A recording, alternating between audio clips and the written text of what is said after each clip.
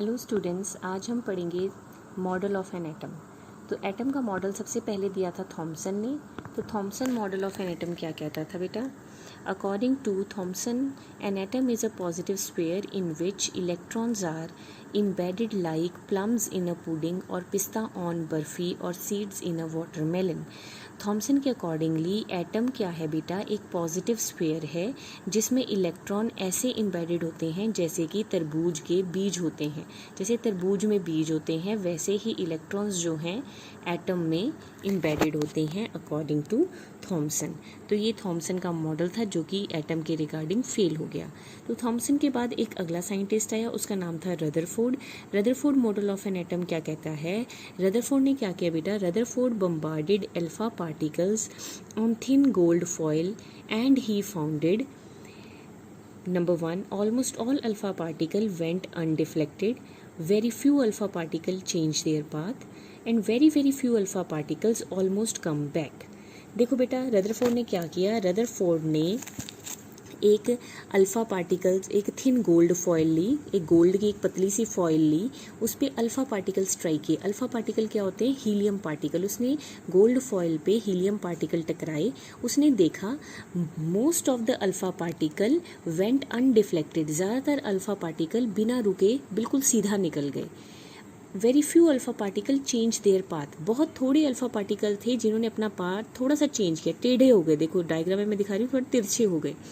And very few alpha particle almost come back.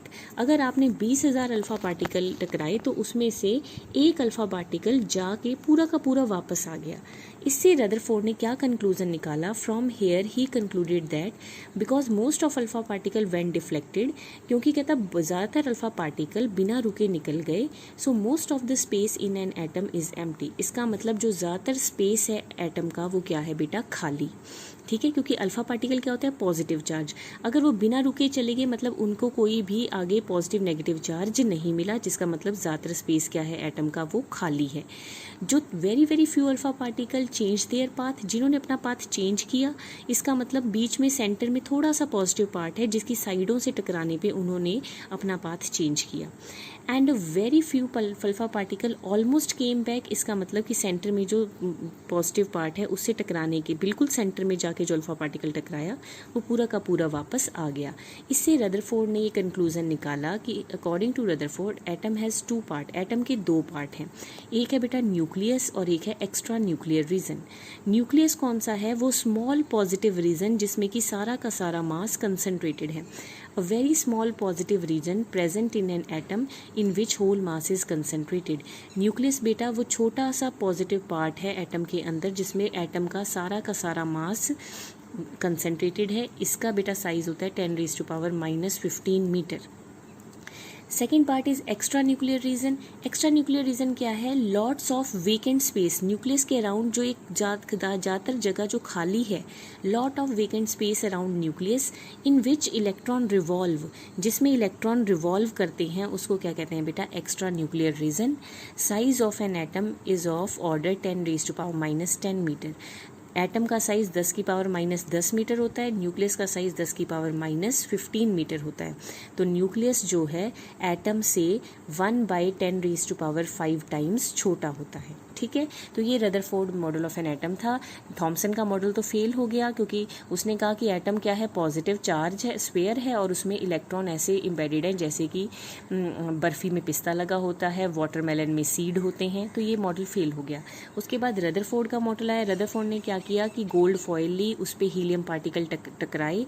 उसने देखा ज़्यादातर हीलियम पार्टिकल जो हैं वो बिना रुके चले गए, बहुत से कम हीलियम पार्टिकल ने अपना पाथ चेंज किया और ऑलमोस्ट एक अल्फ़ा पार्टिकल पूरा का पूरा वापस आ गया, जिससे उसने कंक्लूजन निकाला कि जो ज़्यादातर स्पेस है एटम के अंदर वो खाली है। सेंटर में एक पॉजिटिव रीजन है जिसको उसने न्यूक्लियस का नाम दिया और जो खाली स्पेस है उसको उसने एक्स्ट्रा न्यूक्लियर रीजन का नाम दिया। ठीक है, लेकिन रदरफोर्ड का मॉडल भी फेल हो गया बेटा।